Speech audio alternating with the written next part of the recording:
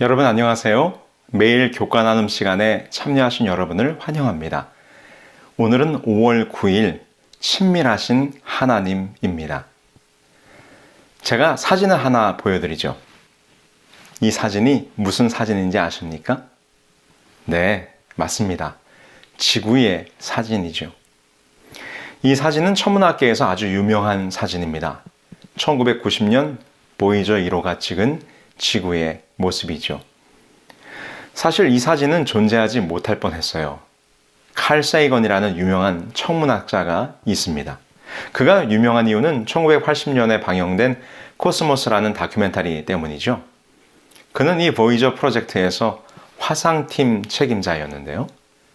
보이저호가 해왕성, 곧 태양계의 마지막 행성을 지날 때 이 보이저호에 달린 카메라를 거꾸로 돌려서 지구를 찍어보자고 제안을 했습니다. 그러나 카메라를 돌리는 것에는 많은 반대가 있었습니다. 작은 변수 하나가 태양계 넘어 먼 우주까지 날아가야 하는 보이저호에 영향을 미칠 수 있었기 때문이죠. 그러나 칼 세이건은 반대하는 사람들을 설득했고 마침내 이 유명한 사진 한 장이 찍히게 된 것입니다. 지구로부터 약 60억 킬로미터 밖에서 찍은 태양계. 그 속에는 지구를 포함한 6개의 행성들이 찍혔습니다. 그래서 이 사진을 가족 사진이라고 부르기도 합니다. 여러분, 이 사진 속 작고 푸른 점, 이것이 지구입니다. 우리가 살아가고 있는 것이죠. 칼 세이건은 이 사진을 보고 감명을 받아 책을 씁니다. 그 책의 이름은 Pale Blue Dot, 창백한 푸른 점. 세이건은 자신의 저서에서 지구는 광활한 우주에 떠있는 보잘것없는 존재에 불과함을 사람들에게 가르쳐주고 싶었다라고 말하고 있습니다.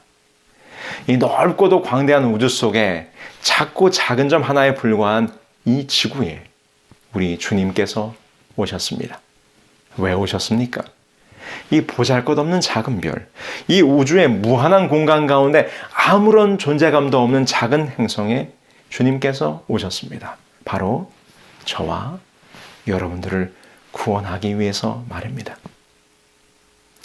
오늘 교과 화요일의 소제목은 친밀하신 하나님입니다.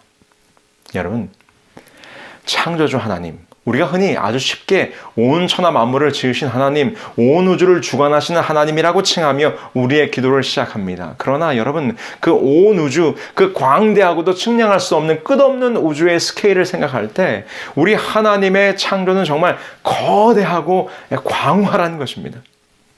우리가 조금 전에 보았던 저 사진 속 작은 점 하나에 불과한 지구, 이것은 고작 지구가 속해 있는 태양계 끝에서 찍은 사진입니다. 그런데 태양계 넘어 우리 은하를 넘어 소우주, 대우주, 그 범위를 넓혀간다면 우리의 존재가 얼마나 미미하고 또 작은 것입니까? 그렇게 온 우주를 창조하신 분께서 오늘 이 시간 우리 각자 한 사람 한 사람에게 관심을 나타내시고 사랑을 주신다고 하는 것입니다. 시편 139편 15절로 18절의 말씀입니다. 내가 은밀한 데서 지음을 받고 땅의 깊은 곳에서 기이하게 지음을 받은 때에 나의 형체가 주의 앞에 숨기우지 못하였나이다. 내 형질이 이루기 전에 주의 눈이 보셨으며 나를 위하여 정한 날이 하나도 되기 전에 주의 책에 다 기록이 되었나이다. 하나님이여, 주의 생각이 내게 어찌 그리 보배로우신지요.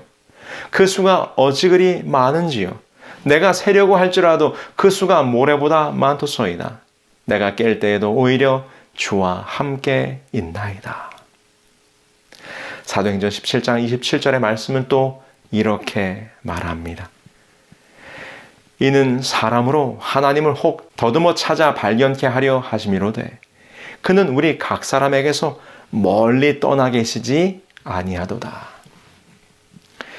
이 말씀을 통하여 사도 바울은 헬라 사람들이 섬기는 신들과 우리가 믿는 하나님이 무엇이 다른지를 분명하게 보여줍니다. 헬라의 사람들이 온갖 신들을 모셔놓고 심지어 알지 못하는 신에게까지 단을 만들어 그들을 예배하고 있지만, 그러나 바울이 증거하는 하나님은 우리 각 사람에게서 멀리 떠나 계시지 아니하신 분이라고 하는 것입니다. 오늘 우리와 관계를 맺고 계시는 분이라는 것이지요. 우리는 성경에서 한 인간을 찾아오시고 만나시고 그들과 관계를 맺으시던 하나님의 모습을 쉽게 찾아볼 수 있습니다. 야복강가에서 기도하는 야곱에게 하나님은 찾아오셨습니다. 요셉의 억울한 노예 생활과 감옥 속에서도 우리 주님이 늘 함께 하시며 그를 형통하게 하셨습니다. 양치는 목자로 40년의 삶을 홀로 지내던 모세에게 하나님이 나타나셨습니다. 여호수아에게, 사무엘에게, 엘리야에게 등등 수많은 믿음의 선배들이 하나님과 만났고 하나님과 개인적인 관계를 맺었습니다. 오늘 교과책에서 이렇게 설명합니다. 주님은 높고 거룩한 곳에 거하시지만 통회하고 마음이 겸손한 자와 함께 계신다. 예수님께서는 친히 그분의 신실한 제자들과 대화하시면서 이렇게 말씀하셨다. 곧 내가 그들 안에 있고 아버지께서 내 안에 계시어 그들로 온전함을 이루어 하나가 되게 하려 함은 아버지께서 나를 보내신 것과 또 나를 사랑하심 같이 그들도 사랑하신 것을 세상으로 알게 하려 함이로소이다. 무엇도 이보다 더 친밀할 수는 없는 것입니다. 제가 군복무 중일 때 저희 부대에 후임병이 하나 들어왔습니다. 신입이 들어오면 고참들이 여러 가지 질문을 하면서 신분을 조회하지 않습니까? 그런데 이것저것 대답을 하는 것을 보니 우리가 잘 아는 유명 여자 연예인의 사촌이고 또 그의 아버지는 우리가 잘 아는 꽤나 큰 기업의 회장인 것을 알게 되었어요. 그 신병을 두고 이것저것 물어보던 고참들이 이제는 서로 그 연예인의 사인을 받아달라고부터 시작해서 앞으로 이 아이는 건들지 마라 등등 아주 이 내무반이 난리가 났습니다. 그런데 여러분, 아무리 큰 기업의 회장이고 유명한 사람이어도 저하고는 아무런 상관이 없습니다. 그 친구의 사촌이고 그 친구의 아버지인 것이죠. 나하고는 아무런 개인적인 친밀한 관계가 전혀 없는 것입니다.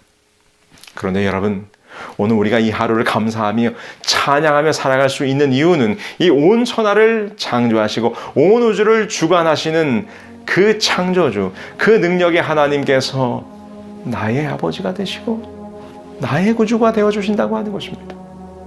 내가 기도할 때에 그분이 들으시고 내가 어려움에 처할 때에 나를 도우시며 나의 삶의 매 순간 나와 함께 해주시는 나의 아버지 하나님, 이 보잘것없는 죄인인 우리들을 당신과 하나 되게, 여러분, 하나됨, 이 얼마나 가까운 사이입니까?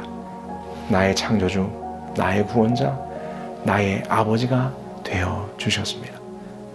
온 우주를 돌보시는 권능의 하나님이 지금 내 곁에 계시고 기도를 친히 들으시는 분이시며 내 안에서 역사하시며 내 안에서 나와 함께 거하시는 분이 계심을 기억하며 오늘도 창조주 하나님과의 친밀함을 더 깊이 만들어 가시는 이 복된 하루가 되기를 간절히 바라면서 오늘 말씀을 마치겠습니다.